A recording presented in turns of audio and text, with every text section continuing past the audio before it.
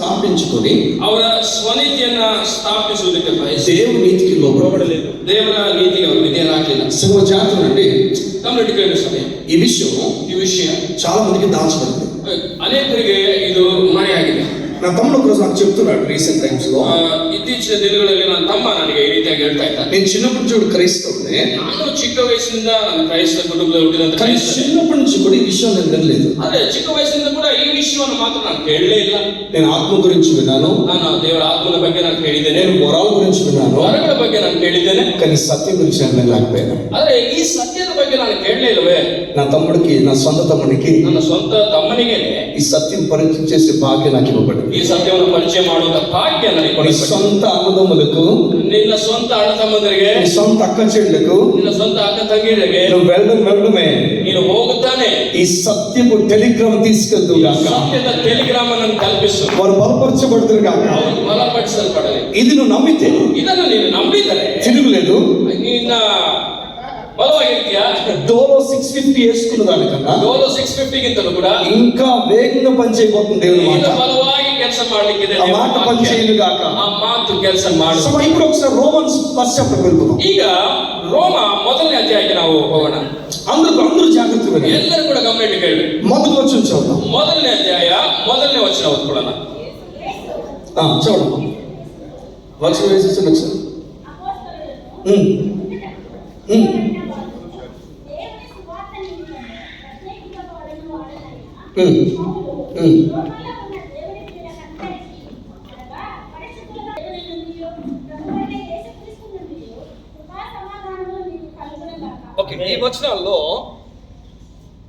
ಈ ವಚನಗಳಲ್ಲಿ ఏం పర్లేదు, 2 minutes కంగారు పడకండి, 2 ನಿಮಿಷ ಏನು ಪರವಾಗಿಲ್ಲ. లేదు అయిన వచ్చింది. దేవునికి మహిమ కలుగును గాక. ದೇವರಿಗೆ ಮಹಿಮೆ ಉಂಟಾಗಲಿ. ఆన్ చేసి thank you Jesus, thank you lord.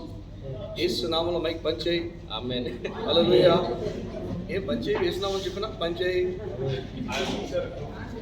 శుభవార్త అని చెప్పండి. ಎಲ್ಲರೂ ಹೇಳಿ ಸುವಾರ್ತೆ. ಸುವಾರ್ತೆ. మొదటి వచనం, ఫస్ట్ వర్స్, ಮೊದಲನೇ ವಚನ ನೋಡ್ಕೊಳ್ಳೋಣ.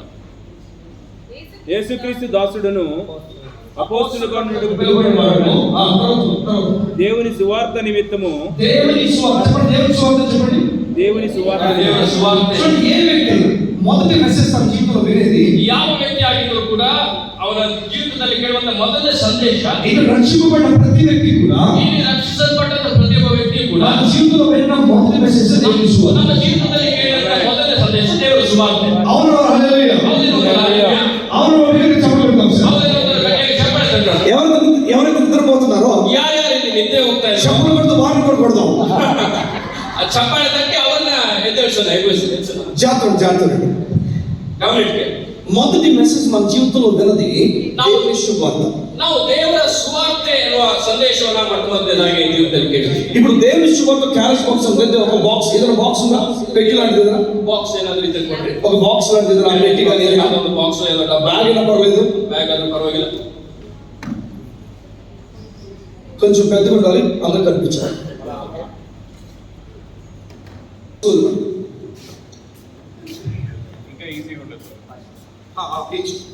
దేవుని పైకి ఇచ్చామా, నువ్వు బయట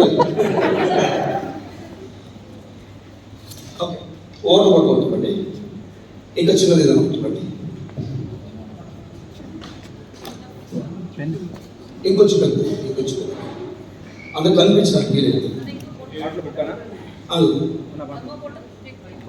అది చేసాను. ఓకే, ఇది కనిపిస్తుంది అందరికి.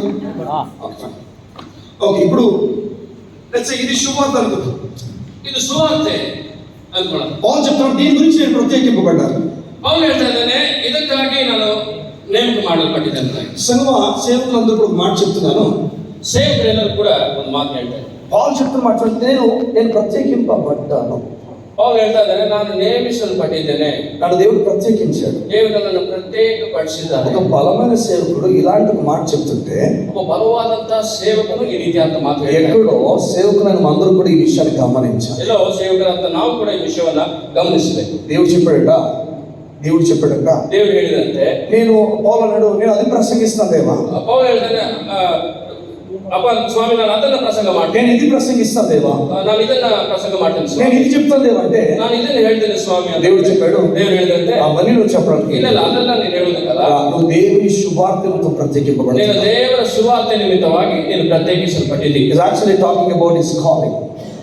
ಈ ದಿನ ನಾನು ಈ ಒಂದು తన కాలింగ్ గురించి మాట్లాడుతున్నాడు. ನಾನು ಆ ಕರೆ ಬಗ್ಗೆ ಮಾತಾಡ್ತಿದ್ದೇನೆ. తను దేని కొరకు పిలువబడ్డాడు మాట్లాడుతున్నాడు. ಆ ಯಾವ ವಿಷಯವಾಗಿ ಕರೆಯಲ್ಪಟ್ಟಿದ್ದೇನೆ ಎಂಬುದಾಗಿ ಮಾತಾಡ್ತೀನಿ. చూడండి జాగ్రత్తగా ఈ శుభార్త బాక్స్ లో ಈ ಸುವಾರ್ತೆ ಎಂಬ ಬಾಕ್ಸ್ ನಲ್ಲಿ కొంచెం ముందుకు వెళ్దాం. ಇನ್ನು ಸ್ವಲ್ಪ ಮುಂದಕ್ಕೆ నెక్స్ట్ వర్డ్స్ వెళ్దాం. మన తండ్రి అయిన దేవుని నుండి ప్రభువైన యేసుక్రీస్తు నుండి కృపయు సమాధానం కలుగును గాక. Next words. దేవుడు తన కుమారుడును మా ప్రభువైన యేసుక్రీస్తు విషయమైన ఆశీర్వాదం. చెప్పండి, ఎవరి విషయమై? ಯಾರ ವಿಷಯವಾದಂತ ಈ ಸುವಾರ್ತೆ? గట్టిగా చెప్పండి. ಗಟ್ಟಿಯಾಗಿ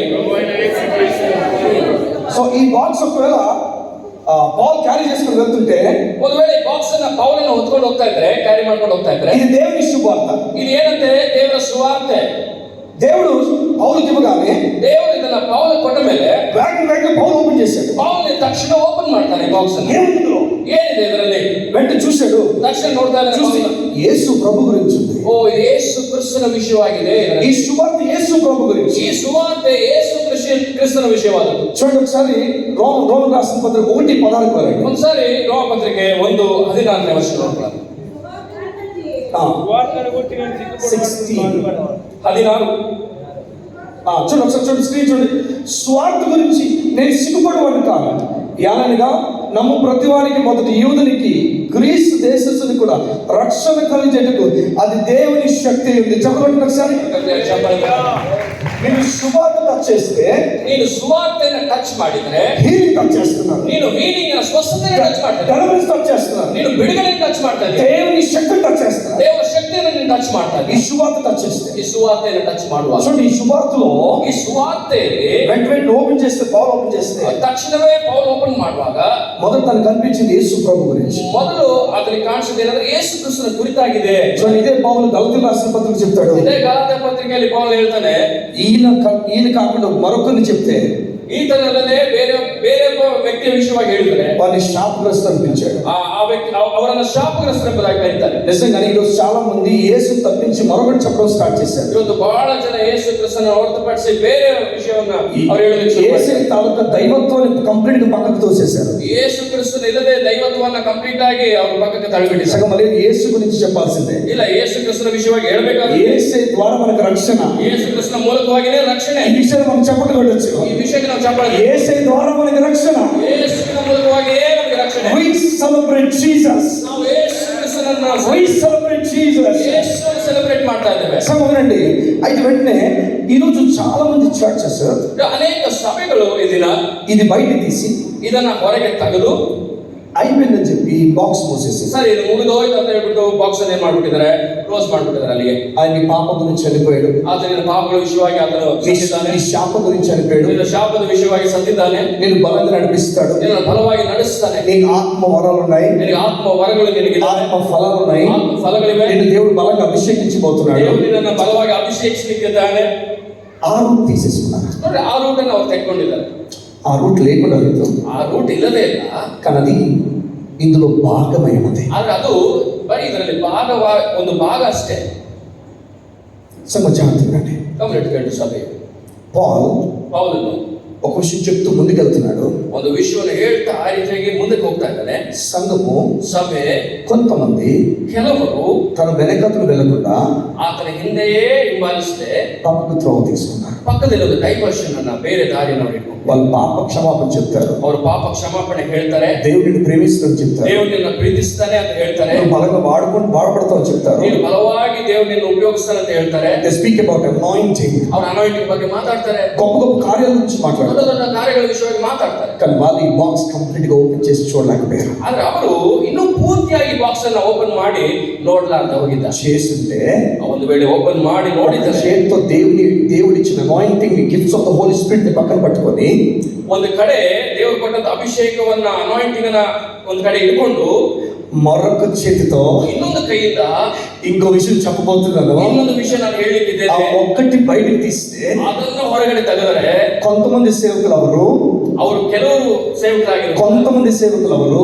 ಕೆಲವರು ಸೇವಕರಾಗಿರುವುದಿಲ್ಲ, అందరూ సేవకులు అయిపోతారు. ಎಲ್ಲರೂ ಸೇವಕರಾಗ್ಬಿಡ್ತಾರೆ, అందరూ సేవ చేయడం ಎಲ್ಲರೂ ಸೇವೆ ಮಾಡೋದಕ್ಕೆ ಶುರು ಮಾಡ್ತಾರೆ. ఈ సాయంకాలం ఆ విషయం మీకు చెప్పబోతున్నాను. ಈ ಸಾಯಂಕಾಲ ಆ ವಿಷಯ ನಾನು ಹೇಳಿದ್ದೇನೆ.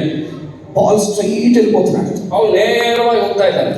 దేవుని సువార్త గురించి ప్రారంభించాడు. ದೇವರ ಸುವಾರ್ತೆ ವಿಷಯವಾಗಿ ಶುರು ಮಾಡಿದ್ದಾನೆ. ఈ బాక్స్ ఓపెన్ చేసి చూశాడు, అందులో యేసు ప్రభు గురించి ఉంది. ಈ ಬಾಕ್ಸ್ ಓಪನ್ ಮಾಡಿ ನೋಡಿದಾಗ ಯೇಸುವಿನ ವಿಷಯವಾಗಿದೆ.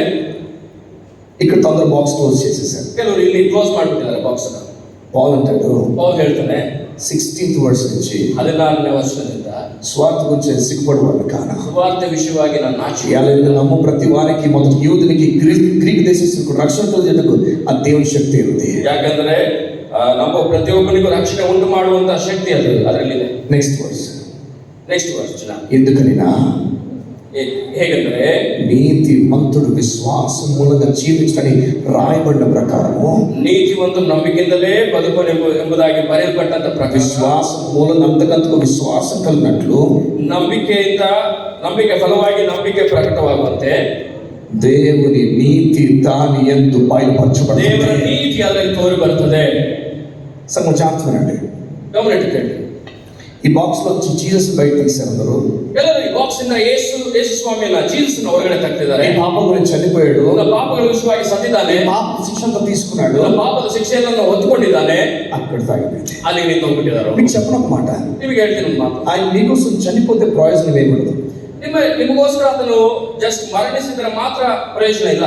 చనిపోయి తిరిగి లేగాలి, మరణిಸಿ ಮತ್ತೆ తిరిగి ಎದ್ದೇಳಬೇಕು. లెగిచిన తర్వాత తిరిగి ಎದ್ದ ಮೇಲೆ మనల్ని లేపాలి, ನಮ್ಮನ್ನ ಎಬ್ಬಿಸಬೇಕು. సంగమ లేకపోతే ఏమవుతుందో చెప్పరా? ಇಲ್ಲದಿದ್ರೆ ಏನಾಗ್ತದೆ ಹೇಳ చెప్తాను నేను జాగ్రత్తగా. ಹೇಳ್ತೀನಿ ಕೇಳಿ. ఇప్పుడు లెట్స్ సే పాస్టర్ గారిని మనందరూ అనుకుందాం. ಪಾಸ್ಟರ್ ಒಂದು ವೇಳೆ ಇವಾಗ ಪಾಸ್ಟರ್ ನಾವೆಲ್ಲರೂ ಅನ್ಕೊಳ್ಳೋಣ.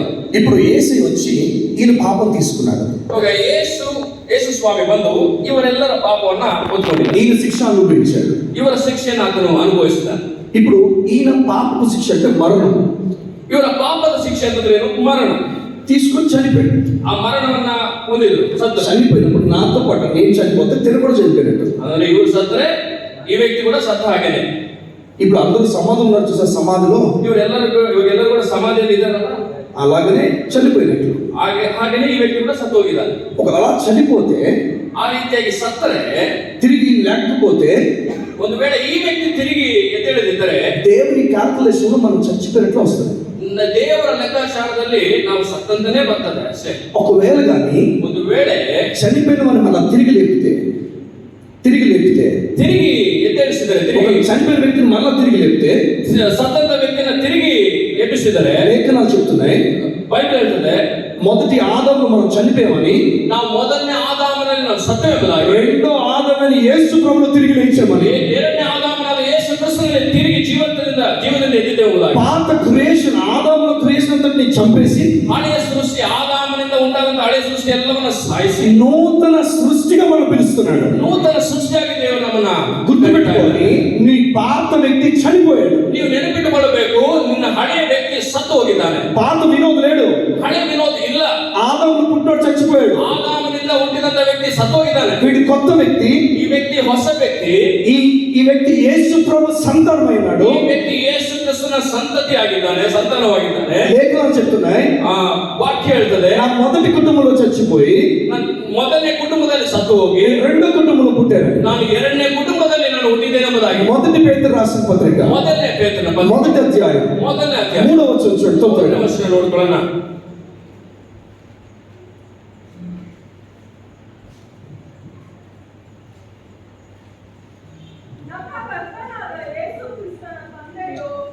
మన ప్రభువు యేసుక్రీస్తు తండ్రి అయిన దేవుడు స్తుతింపబడును గాక.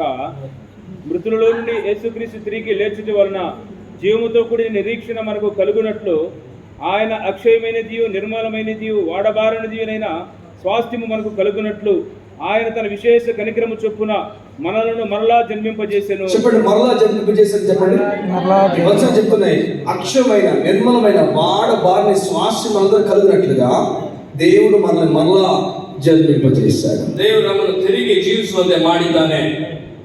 దేవునికి మహిమ కలుగునుగా. ದೇವರಿಗೆ ಮಹಿಮೆ ಉಂಟಾಗಲಿ. హల్లెలూయా.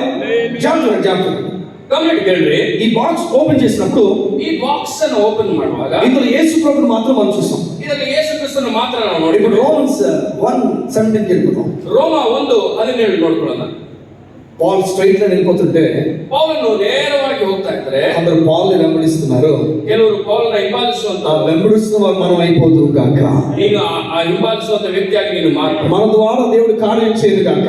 ನಮ್ಮ ಮೂಲಕವಾಗಿ ದೇವರು ಕಾರ್ಯ ಮಾಡಿ. చూడండి, విశ్వాసములుగా జీవించడం రాయబడిన ప్రకారం విశ్వాసములు అంతరంత విశ్వాస కలిగినట్లు దేవుని నీతి దానిలో బయలుపరచబడుతుంది.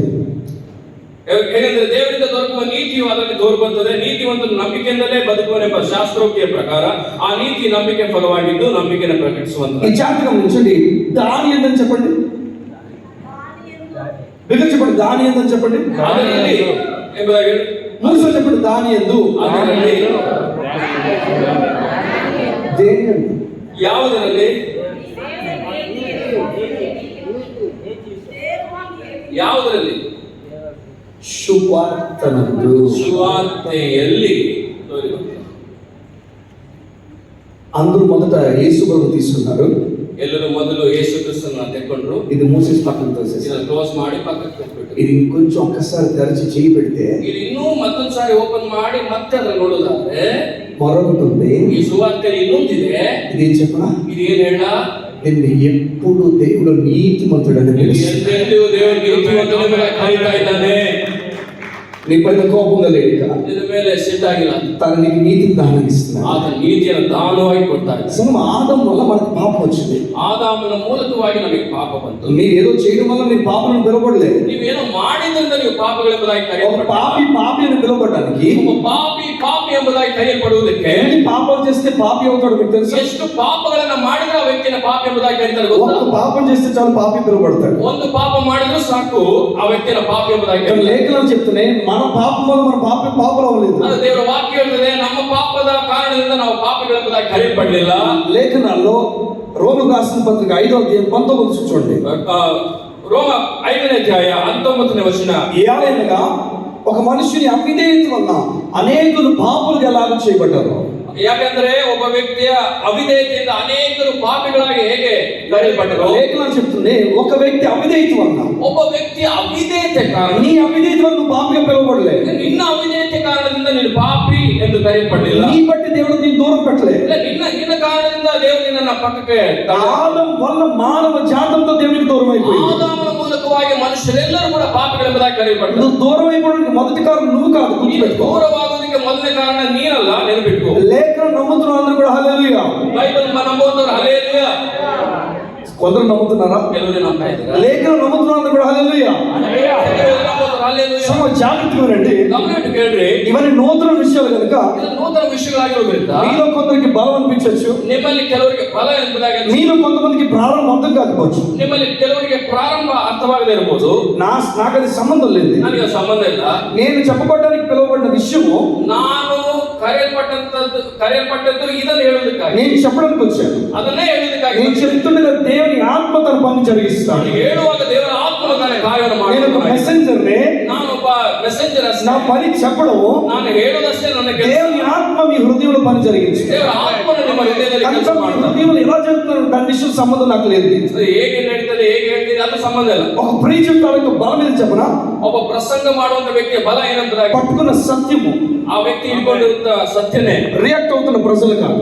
ಅಲ್ಲಿ ರಿಯಾಕ್ಟ್ ಮಾಡುವಂತ ಪ್ರಜೆಗಳು. కొన్ని మార్లు ప్రజలు రియాక్ట్ అవ్వడం చూడండి. ఇప్పుడు ఒక అన్యుడు వింటున్నప్పుడు వాడికి నచ్చలే, ಒಬ್ಬ ಅನ್ಯನು ಕೇಳುವಾಗ ಬಹುಶಃ ಆ ವ್ಯಕ್ತಿಗೆ ಇಷ್ಟವಾಗದೇ ಇರಬಹುದು. అందుకు నీ సత్యం తక్కువైపోదు. ಅದಕ್ಕೆ ಈ ಸತ್ಯ ಕಡಿಮೆ ಆಗೋದಿಲ್ಲ. సత్యానికి ఉన్న బలము వేరే, దేవునికి మహిమ కలుగును. ಸತ್ಯಕ್ಕಿರುವಂತ ಬಲ ಬೇರೆ. చెప్పండి దేవుని నీతి చెప్పండి. ನೋಡಿ, ದೇವರ ನೀತಿ ಎಂಬುದಾಗಿ ಹೇಳ್ರಿ. దగ్గర చెప్పండి దేవుని నీతి. ಗಟ್ಟಿಯಾಗಿ ಹೇಳ್ರಿ, ದೇವರ ನೀತಿ. దగ్గర చెప్పండి, ಗಟ್ಟಿಯಾಗಿ, ఇంకొంచెం బిగ్గరగా. ಇನ್ನು ಗಟ್ಟಿಯಾಗಿ. ఓకే, ఇప్పుడు నేను చూపిస్తాను, చెప్పండి ఇది ఏంటో. ಈಗ ನಾನು ನಿಮಗೆ ತೋರಿಸ್ತೇನೆ, ಅದೇನೆಂಬುದಾಗಿ ನೀವು ಹೇಳ್ಬೇಕು.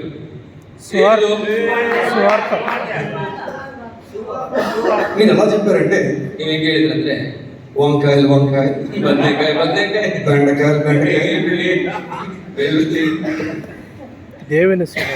అందరూ ఒకసారి చెప్పండి, ఇదేం చెప్పండి, ಎಲ್ಲರೂ ಹೇಳಿದ್ರು.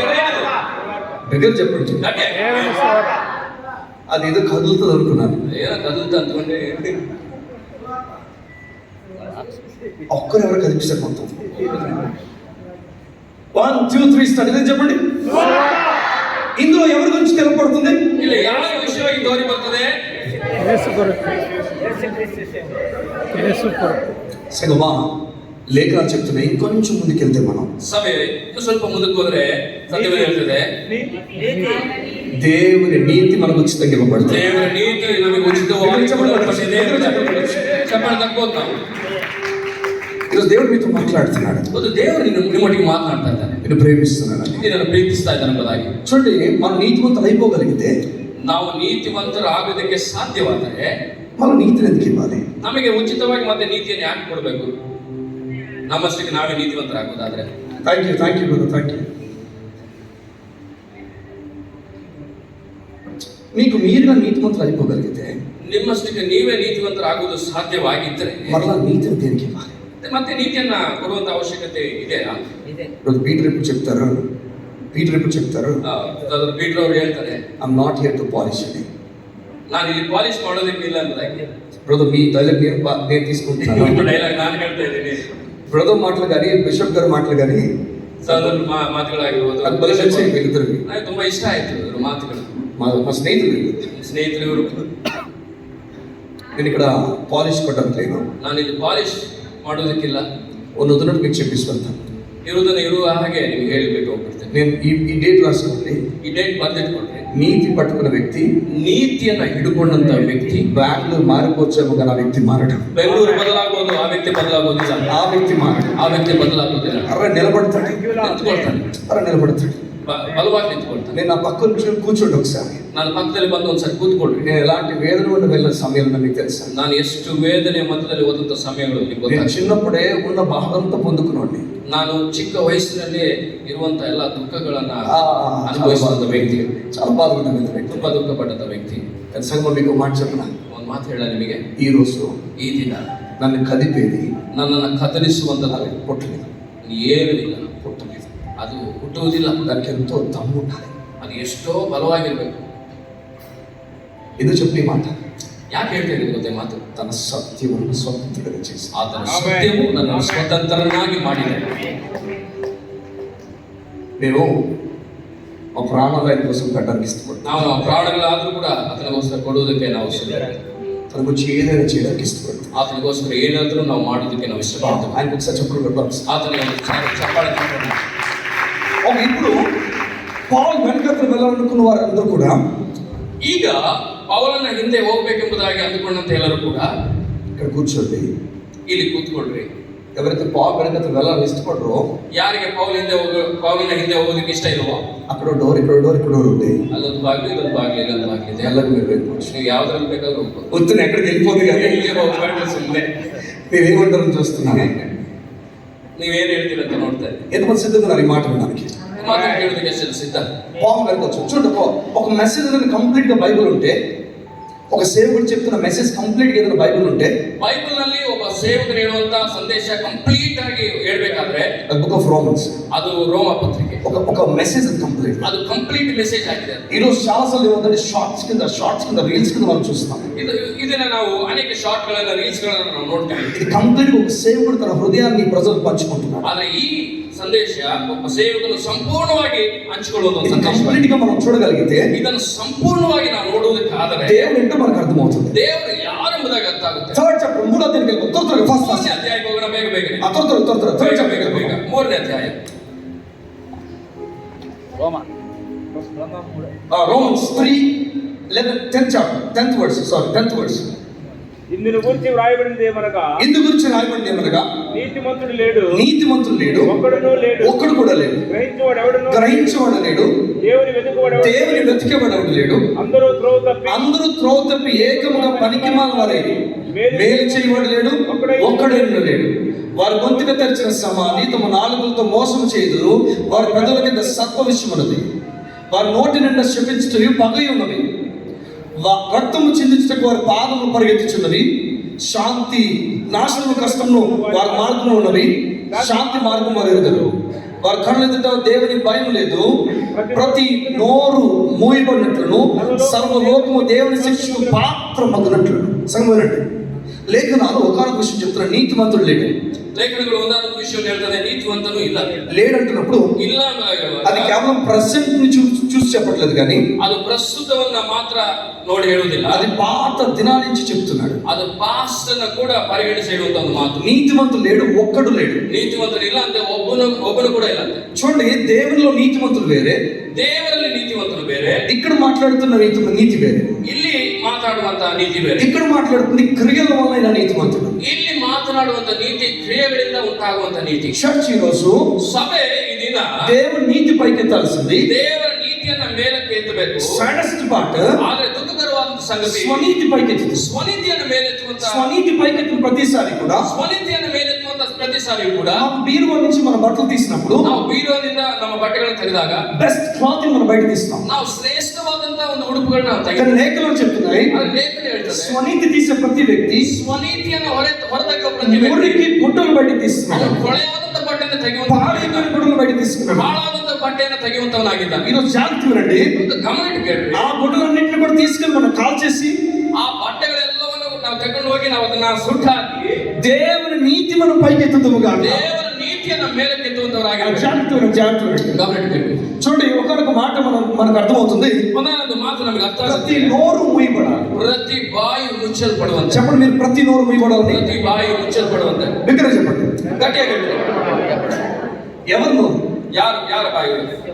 ఎవరు చెప్పనా? ఎవరైతే నేను పర్ఫెక్ట్ అని మాట్లాడతారు వాళ్ళ గురించి. ಯಾರ ಬಾಯಿ ಗೊತ್ತಾ? ಯಾರಾದರೂ ನಾನು ಪರ್ಫೆಕ್ಟ್ ಅಂತ ಹೇಳುವಂತ ವ್ಯಕ್ತಿಗಳು, ಆ ವ್ಯಕ್ತಿಗಳು. లేఖనాలు చెప్తున్నాయి, ಲೇಖನಗಳು ಈ ರೀತಿಯಾಗಿ ಹೇಳ್ತಾರೆ. జీసస్ వచ్చినప్పుడు లాని 2.0గా చేశాడు. ಯೇಸು ಕ್ರಿಸ್ತನು ಬಂದಾಗ ಧರ್ಮಶಾಸ್ತ್ರವನ್ನ ಅದರ ಫಲವನ್ನು ಹೆಚ್ಚಿಸ್ತಾರೆ. మీకు అర్థం కదా చెప్తున్నాను ఆ పదం. ನಾನು ನಿಮ್ಗೆ ಅರ್ಥ ಆಗಲಿರುವುದಾಗಿ ಆ ರೀತಿ ಹೇಳಿದೆ. 2.0 అంటే అర్థం లా స్టాండర్డ్ ని పైకి పెంచేశాడు. 2.0 ಅಂದ್ರೆ ಅರ್ಥ ಲಾ ಸ್ಟ್ಯಾಂಡರ್ಡ್ ನ ಇನ್ನೂ ಮೇಲೆ ಎತ್ತಿತು. వ్యభిచారం చేయదని నేను చెప్పాను కదా, ವ್ಯಭಿಚಾರ ಮಾಡಬಾರದೆಂಬುದಾಗಿ ನಾನು ಹೇಳಿದನಲ್ಲ. ఒక స్త్రీని కానీ పురుషుని కానీ మోపు చూపు కానీ చూస్తే ಆದ್ರೆ ಒಬ್ಬ ಸ್ತ್ರೀಯನಾದ್ರೂ ಪುರುಷನಾದ್ರೂ ಒಂದು ಮೋಹದ ನೋಟವನ್ನು ನೋಡಿದರೆ మీ లైఫ్ అయిపోయింది. ಮುಗಿದೋಯ್ತು ನನ್ನ ಜೀವಿತ. సగం ఒక మాట నేను చెప్తున్నాను, ಒಂದು ಮಾತು ಹೇಳ್ತೀನಿ ಸರ್. దేవుడు లేఖనాలు చెప్తున్నాయి, ದೇವರು ಲೇಖನದಲ್ಲಿ మనలో ఎవరు కూడా నీతిమంతులు లేరని. ನಮ್ಮಲ್ಲಿ ಒಬ್ಬರು ಕೂಡ ನೀತಿವಂತರಿಲ್ಲ ಎಂಬುದಾಗಿ. చూడండి, ఒక ప్రాబ్లం చెప్తాను, నీతి లేకపోతే ఏమవుతుంది చెప్తాను మీకు, వినండి. ನೀತಿ ಇಲ್ಲದಿದ್ರೆ ಒಂದು ಸಮಸ್ಯೆ ಏನು ನಾನು ಹೇಳ್ತೀನಿ. దేవుడు పరిశుద్ధుడు, ದೇವರು ಪರಿಶುದ್ಧನು.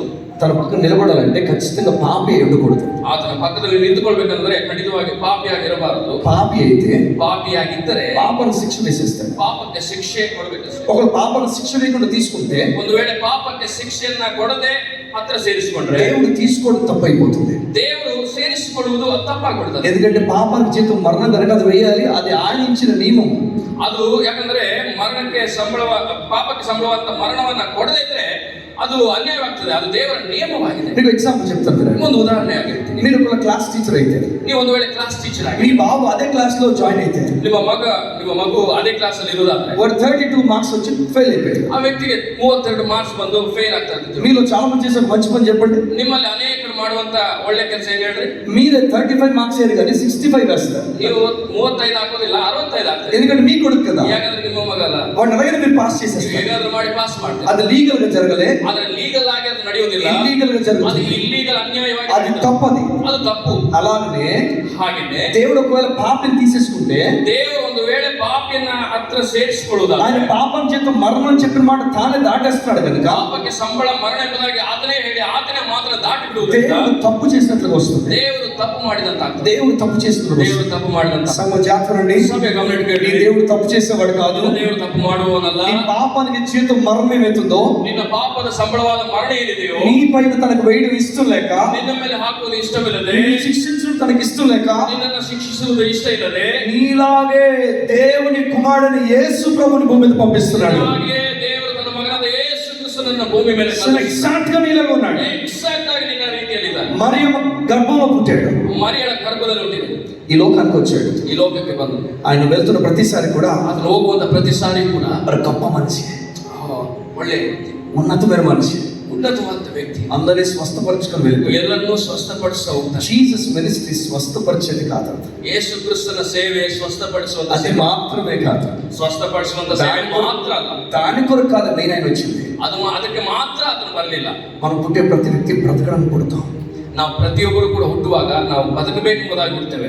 ఆయన పుట్టింది బ్రతకడానికి కాదు, ಆತನು ಹುಟ್ಟಿದ್ದು ಬದುಕುವುದಕ್ಕಾಗಲ್ಲ, నీకు బదులుగా చచ్చిపోవడానికి. ನಿನಗೆ ಬದಲಾಗಿ ಆತನು ಮರಣಿಸುವುದಕ್ಕೆ. సమాచారం ಗಮನಿಟ್ಟು ಕೇಳಿ, పాపాల చేత మరణం మనపైన పడాలి, ಪಾಪದ ಸಂಬಳ ಮರಣ ನಾವು ಅನುಭವಿಸಬೇಕು. మన దేవుడు చంపేయాలి, ನಮ್ಮನ್ನು ದೇವರು ಸಾಯಿಸಬೇಕು. నేను ప్రేమించడం అనే దేవుడు ಏನು ಪ್ರೇರಿಸಿದ ನಿನ್ನ ದೇವರು నిన్ను పక్కకి తప్పించి ನಿನ್ನ ಪಕ್ಕಕ್ಕೆ ತಪ್ಪಿಸಿ తన కుమారుడు ముందుకు పెట్టి ತನ್ನ ಮಗನನ್ನು ಮುಂದಕ್ಕಿಟ್ಟು నీ శిక్ష అంతా తన మీద వేసి ನಿನ್ನ ಶಿಕ್ಷೆ ಎಲ್ಲವನ್ನು ಆತನ ಮೇಲೆ ಹಾಕಿ 90 దెబ్బలు 90 80 దెబ్బలు 90 దెబ్బలు 80 90 ಹೊಡೆತಗಳು 99 99 ఆఖరి దెబ్బ కొట్టగానే ಕೊನೆಯ ಪೆಟ್ಟನ್ನ ಹೊಡೆಯುವ సమాప్తం బిగ్గర నడిచాడు. ತೀರಿದೆಂಬುದಾಗಿ ಆತನು ಗಟ್ಟಿಯಾಗಿ తన ప్రాణాన్ని విడిచిపెట్టాడు. ತನ್ನ ಪ್ರಾಣವನ್ನು ಕೊಟ್ಟು ఈయన ప్రాణం విడిచిపెట్టినప్పుడు ಇದರ ಪ್ರಾಣವನ್ನು ಅರ್ಪಿಸುವಾಗ నీకు బదులుగా చచ్చిపోవడానికి వచ్చాడు. ನಿನಗೆ ಬದಲಾಗಿ ಮರಣಿಸು. మీకు మాట చెప్పనా, ಒಂದು మాటను ಹೇಳ್ತೀನಿ, సమాప్తం చెప్తాడు. ఏం సమాప్తం చెప్పనా? ತೀರಿದೆಂಬುದಾಗಿ ಹೇಳುವಾಗ ಯಾವ ತೀರಿದ ಹೇಳಿದೆ? నీ పైన దేవుని కోపము సమాప్తం, ನಿನ್ನ ಮೇಲೆ ದೇವರ ಉಗ್ರತೆ ಸಮಾಪ್ತಿ ಆಯಿತು, నీ పైన దేవుని శిక్ష సమాప్తమైంది, ನಿನ್ನ ಮೇಲೆ ದೇವರ ಶಿಕ್ಷೆ ಸಮಾಪ್ತಿ నీ ಆಯಿತು, పాపముని శిక్ష ముగించబడింది. ನಿನ್ನ ಪಾಪದ ಶಿಕ್ಷೆ ಮುಗಿಸ. నేను దేవుడు పిలుస్తున్నాడు, ನಿನ್ನ ದೇವರು ಕರೀತಾ ಇದ್ದಾನೆ. నేను నీ మీద కోపంగా లేదు, ನಿನ್ನ ಮೇಲೆ ಸಿಟ್ಟಾಗಿಲ್ಲ. కోపం ఉంటే నా కొడుకుని ఎందుకు పంపిస్తాను? ನಾನು ಸಿಟ್ಟಾಗಿದ್ರೆ ನನ್ನ ಮಗನನ್ನ ಯಾಕೆ కోపం ನಾನು ఉంటే పంపిస్తాను? నిన్ను చంపాలి కదా, ನಾನು ಸಿಟ್ಟಾಗಿದ್ರೆ ನಿನ್ನನ್ನು కానీ నీకు ಸಾಯಿಸಬೇಕು, బదులుగా నా కొడుకుని చంపేస్తాను. ನಿನಗೆ ಬದಲಾಗಿ ನನ್ನ ಮಗನನ್ನ ಸಾಯಿಸಬೇಕು. ఇప్పుడు చెప్తున్నాడు. ಈಗ ಹೇಳ್ತಾ ಇದ್ದಾನೆ. ఈ వచనం చూడండి, ಈ ವಾಕ್ಯವನ್ನು ನೋಡ್ರಿ, 20 వచనం చూడండి, 28th verse. 20ನೇ ವಚನ. ధర్మశాస్త్ర సంబంధమైన క్రియల మూలముగా ఏ మనుష్యుడు ఆయన దృష్టికి నీతిమంతుడిని తీర్చబడడు. చూసారు ఈ మాట, ఒక వ్యక్తి మంచి పనులు చేయడం వలన ಒಬ್ಬ ವ್ಯಕ್ತಿ ಒಳ್ಳೆ ಕ್ರಿಯೆಗಳಿಂದ దేవుని దృష్టికి నీతిమంతుడిని తీర్చబడాడు. ದೇವರ ದೃಷ್ಟಿಯಲ್ಲಿ ನೀತಿವಂತನೆಂಬುದಾಗಿ ನಿರ್ಣಯಿಸಲ್ಪಡುವುದಿಲ್ಲ. ధర్మశాస్త్రంలో పాపం తెలియజేయబడుతుంది. ಧರ್ಮಶಾಸ್ತ್ರ ಮೂಲಕವಾಗಿ ಪಾಪದ ಅರಿವು ಉಂಟಾಗ್ತದೆ ಅಷ್ಟೇ. 21ನೇ ವಚನ. ఎట్లుండగా ధర్మశాస్త్రం వేరుగా దేవుని నీతి బయలుపరచబడుతుంది. ಈಗಲಾದರೂ ಧರ್ಮಶಾಸ್ತ್ರವಿಲ್ಲದೆ ದೇವರ ನೀತಿ ಬಯಲಾಗ್ತದೆ. చెప్పండి, ధర్మశాస్త్రం వేరుగా చెప్పండి. ಧರ್ಮಶಾಸ್ತ್ರವನ್ನು ಹೊರತುಪಡಿಸಿ మన క్రియలకు వేరుగట, ನಮ್ಮ ಕ್ರಿಯೆಗಳಿಗೆ ಹೊರತುಪಡಿಸಿ మన పరుక్కు వేరుగా ನಮ್ಮ ಓಟಕ್ಕೆ ಹೊರತುಪಡಿಸಿ లేఖనాలు చెప్తున్నాయి, దేవుని నీతి క్రియలకు వేరుగా ఇవ్వబడుతుంది. ಒಂದು ವೇಳೆ ಇರ್ತದೆ ದೇವರ ನೀತಿ ಕ್ರಿಯೆಗಳಿಲ್ಲದೆ ಕೊಡಲ್ಪಡ್ತದೆ ಎಂಬುದಾಗಿ. వాళ్ళు చాలా మంది చేసే ఒక తప్పు ఏదంటే, ನಮ್ಮಲ್ಲಿ ಅನೇಕರು ಮಾಡುವಂತ ತಪ್ಪೇನೆಂದ್ರೆ క్రియల మూలంగా నీతిమంతుడు అవడానికి ప్రయత్నం ನಾವು చేస్తాం. ಕ್ರಿಯೆಗಳ ಮೂಲಕವಾಗಿ ನೀತಿಯನ್ನು ಹೊಂದುವುದಕ್ಕೆ దేవుడు అంటాడు, ಪ್ರಯತ್ನಿಸ್ತೇವೆ. నీకు ఉచితంగా నీతిని ఇస్తాడు. ದೇವರು ಹೇಳ್ತಾನೆ, ನಾನು ನಿನಗೆ ಉಚಿತವಾಗಿ ಕೊಟ್ಟಿದ್ದೇನೆ. ఇట్లాంటిగా ధర్మశాస్త్రం వేరుగా దేవుని నీతి బయలుపరచబడుతుంది. ಹೀಗಿರುವಲ್ಲಿ ದೇವರ ನೀತಿಯು ಧರ್ಮಶಾಸ್ತ್ರ ಕ್ರಿಯೆಗಳಿಲ್ಲದೆ ಪ್ರಕಟವಾಗಿದೆ. దానికి ధర్మశాస్త్రమును ಅದಕ್ಕೆ ಧರ್ಮಶಾಸ್ತ್ರವು ప్రవక్తలను ಶಾಸ್ತ್ರಿಗಳು సాక్ష్యం ఇస్తున్నారు. ಪ್ರವಾದಿಗಳು ಸಾಕ್ಷಿ ಕೊಡುವಂತವರಾಗಿ. చూసారు, వింటారా మాట?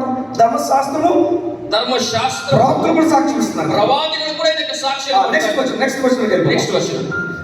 అది యేసుక్రీస్తుನಲ್ಲಿ విశ్వాస మూలమైనదై నమ్మోదర కలుగు దేవుని నీతి అయ్యున్నది. నెక్స్ట్ వచ్చిన ఏ భేదం లేదు, అందరూ పాపం చేసి దేవుడిని గురించి మహిమను పొందలేకపోవచ్చున్నారు. Next words. కాబట్టి నమ్మవారు ఆయన కృప చేతనే క్రీస్తు యేసునందుని విమోచన ద్వారా ఉచితముగా నీతిమంతులుగా తీర్చబడుతున్నారు. ಉಚಿತವಾಗಿ ನೀತಿವಂತರಾಗಿ ತೀರಿಸಲ್ಪಡ್ತಾ ಇದ್ದಾರೆ. సమాచారం మాట ಗಮನಿಟ್ಟುಕೊಂಡ್ರಿ ಮಾತು. మనలో చాలా మంది చేస్తున్న ప్రయత్నం ఏదంటే, ನಮ್ಮಲ್ಲಿ ಅನೇಕರು ಮಾಡುವಂತ ಪ್ರಯತ್ನ ಏನಂದ್ರೆ క్రియల మూలంగా దేవుడిని కలుసుకోవడానికి ప్రయత్నం చేస్తారు. ಕ್ರಿಯೆಗಳ ಮೂಲಕವಾಗಿ ದೇವರನ್ನ ಭೇಟಿಯಾಗೋದಕ್ಕೆ ಪ್ರಯತ್ನಿಸ್ತಾರೆ. మీకు చెప్పాను అన్నమాట, ನಿಮ್ಗೆ ಹೇಳ್ತಾ ಇದ್ದೀನಿ, ఆ మార్గం కొట్టి వేయబడింది. ಆ ಮಾರ್ಗವು ಹೊಡೆದಾಕಲ್ಪಟ್ಟಿದೆ. ఆ మార్గం ద్వారా నేను దేవుడు తీసుకోవట్లేదు. ಆ ಮಾರ್ಗದ ಮೂಲಕವಾಗಿ ದೇವರು ನಿನ್ನನ್ನು రోగుల ಸೇರಿಸಿಕೊಳ್ಳುತ್ತಾನೆ. రాసిన పత్రిక 5వ అధ్యాయం మొదటి వచనం చూడండి. ರೋಮ 5 ಮೊದಲನೇ ವಚನ ನೋಡ್ಕೊಳ್ಳಿ. Romans 5:1.